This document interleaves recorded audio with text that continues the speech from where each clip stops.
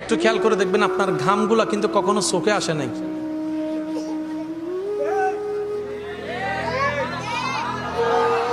এবার আপনার ব্রুটা দেখেন সোজা নয়, এই এরকম নাসির মতো।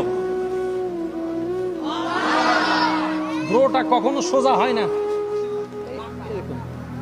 আল্লাহ কেন কয় ব্রুর মধ্যে যদি চোখের মধ্যে গাম ঢুকে যায়, গামের মধ্যে লবণাক্ত আছে, লবণ আসলে চোখ নষ্ট হয়ে যাবে, চোখ নষ্ট হয়ে যাবে, জ্বালা বেড়ে যাবে। বান্দা তোর চোখের হেফাজতের জন্য আমি ব্রুর ব্যবস্থা করেছি একদম নাসির মতো করে, আসবে ঘাম এইভাবে লেগে লেগে লেগে লেগে লেগে লেগে। তিনি আমাদের রব্বুল, এই তো মাশাআল্লাহ, তিনি আমাদের রব্বুল।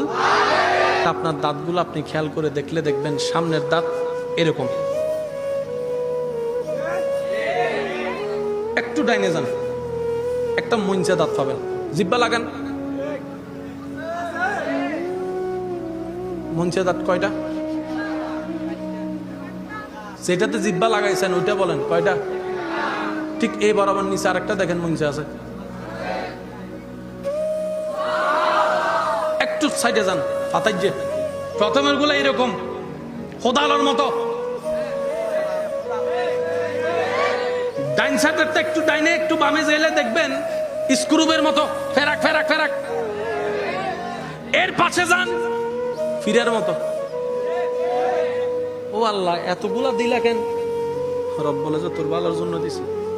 আচ্ছা সত্যি করে একটা কথা বলেন, কখনো ভাত খাওয়ার সময় এটা শাক, এটাকে আমি এই দাঁত দিয়ে খাবো, এটা গরু গোস্ত একটু নরম আছে, এটাকে আমি এদিকে ফালাবো, এটা একটু হাড্ডি আছে, এটাকে আমি এই দাঁত দিয়ে কামড় দিয়ে খাবো? কোনোদিন চিন্তা করছেন? খাওয়া হলো কেমনে?